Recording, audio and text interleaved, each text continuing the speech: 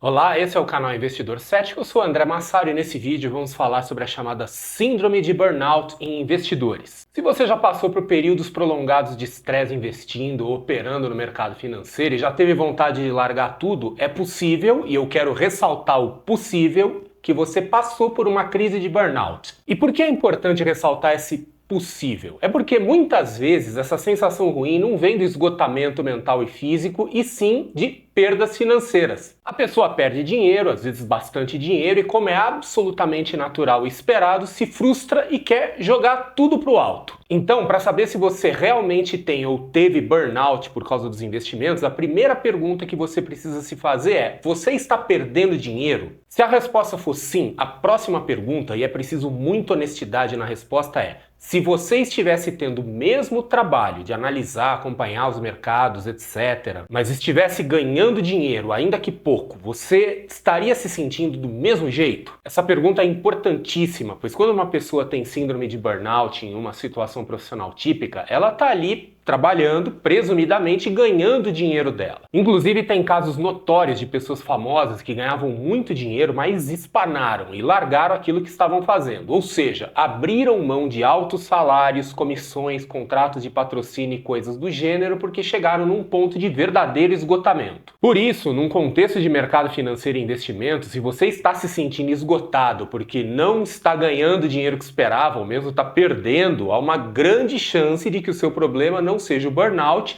mas sim a frustração, o que é normal, com as perdas. Existem várias definições de investir. No mercado financeiro, aquela pessoa que investe em um instrumento financeiro qualquer, com a intenção deliberada de se desfazer daquele instrumento, é chamada de trader. Trader é uma palavra em inglês que significa comerciante e é usada no contexto para se referir àqueles investidores que têm a intenção de vender aquilo que compram, assim como um comerciante compra um monte de roupas, por exemplo, para vender para outras pessoas. Ele não tem a intenção de usar aquelas roupas, mas sim de fazer lucro com elas. O trader, que é esse investidor que faz negócios com ações, derivativos e outros instrumentos, é muito mais sujeito ao burnout do que aquele investidor que não tem intenção de ficar negociando, como por exemplo aquela pessoa que compra ações para receber dividendos e não tem plano de vender aquelas ações. Mas mesmo esses investidores mais tranquilos podem sofrer de burnout por causa dos investimentos. Feitas essas ressalvas e esclarecimentos, eu quero contar um pouco da minha história pessoal com burnout e investimentos, que faz com que eu me sinta qualificado para fazer um vídeo sobre esse assunto. Eu tenho 30 anos de carreira profissional em finanças e opero e invisto no mercado financeiro como investidor individual há 20 anos. Eu já passei por tudo, desde day trade até o chamado buy and hold, que é quando a pessoa compra ações para o longo prazo sem a intenção de negociar. O resultado dessas minhas operações representa uma parcela significativa da minha renda pessoal e em alguns períodos da minha vida já foi a principal fonte de renda ou mesmo a única. Então, posso dizer que eu já senti na pele o que é esgotamento no mercado financeiro sem que esse esgotamento estivesse ligado a perdas. Eu já tive momentos de ganhar bastante dinheiro e ainda assim dizer para mim mesmo: não dá para continuar vivendo desse jeito. Eu descobri que eu sou uma pessoa que não pode ficar olhando gráficos, acompanhando o mercado de forma obsessiva e monitorando o tempo todo as minhas operações. Isso me gera uma enorme ansiedade e eu sou uma pessoa naturalmente ansiosa. E essa ansiedade precipita o burnout. Então eu tive que fazer grandes mudanças na forma como eu invisto e eu vou falar dessas formas daqui a pouco. Antes, vamos explorar um pouco mais o burnout em si. Burnout é uma palavra em inglês que significa literalmente queimar até o fim ou esgotar. A síndrome de burnout é um estado de exaustão física, emocional e mental causado por estresse crônico e prolongado. Geralmente ocorre quando uma pessoa se sente sobrecarregada, emocionalmente drenada e incapaz de atender às demandas constantes. A síndrome foi originalmente identificada em profissões de alta demanda, como médicos e enfermeiros, e o conceito se expandiu para incluir qualquer pessoa que enfrenta estresse contínuo no trabalho ou na vida pessoal. Burnout e ansiedade são duas condições diferentes, ainda que interligadas, e uma pode levar a outra. No mercado financeiro, a combinação de ansiedade e burnout é particularmente explosiva e potencializa os efeitos do burnout. As principais fontes de estresse que podem levar ao burnout nos investimentos são, em primeiríssimo lugar, a sensação de que a pessoa precisa ter resultados para dar cabo de obrigações financeiras do dia a dia. Isso afeta em particular os traders que têm as operações financeiras como sua fonte de renda principal, mas que não têm uma reserva financeira grande para passar com tranquilidade por momentos em que o mercado não está muito bom. A segunda fonte de estresse pode afetar tanto traders quanto investidores no sentido mais tradicional, que é aquela montanha-russa de perdas e ganhos. A volatilidade do mercado por si só já é muito angustiante.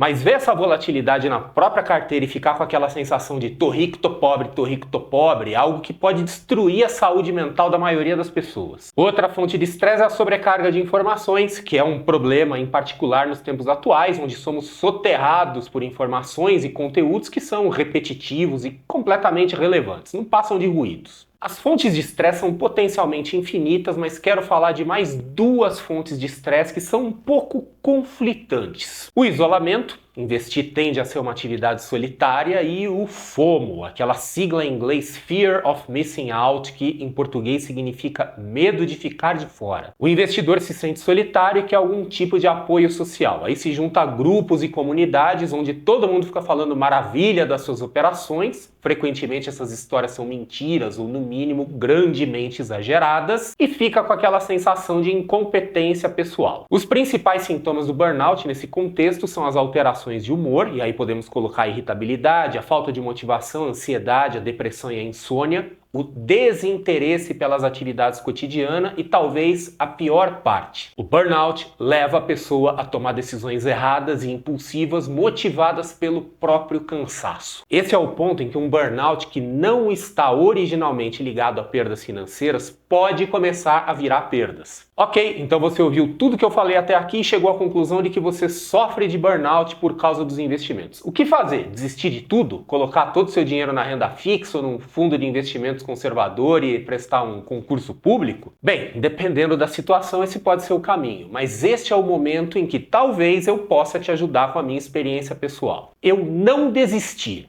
Eu apenas aceitei as minhas características de personalidade, reconheci meus limites e mudei para abordagens que respeitam as minhas características e os meus limites. Afinal, o que não falta no mundo dos investimentos são estilos e estratégias diferentes. É impossível que você não encontre alguma que se adapte a você. A minha experiência com burnout me levou a me interessar por 4 abordagens. A primeira é o investimento de extremo longo prazo por meio de ETFs, seguindo a lógica de que investir em ETFs é apostar na civilização. A segunda é a criação de carteiras de ações com rebalanceamento periódico, tipicamente trimestral ou semestral. Isso é algo que eu faço hoje profissionalmente como analista de investimentos, e por restrições regulatórias do mercado financeiro brasileiro, eu não posso investir meu dinheiro nessas carteiras. Mas se não fosse por essas limitações, eu investiria, pois é uma forma bem tranquila de investir com a qual eu me sinto confortável. A terceira, que é a minha principal atualmente, são operações com opções, que são instrumentos derivativos. São operações tranquilas, com baixa alavancagem, riscos controlados e que não exigem monitoramento constante. Eu olho de vez em quando e às vezes eu posso me dar o luxo de ficar dias sem olhar. Pelo mesmo motivo que eu expliquei anteriormente, eu tenho algumas restrições regulatórias para operar opções de ações, mas eu faço isso muito com opções de ETFs. Aliás, quer aprender a operar opções do jeito que eu opero, fazendo um treinamento simples, acessível e adequado para iniciantes?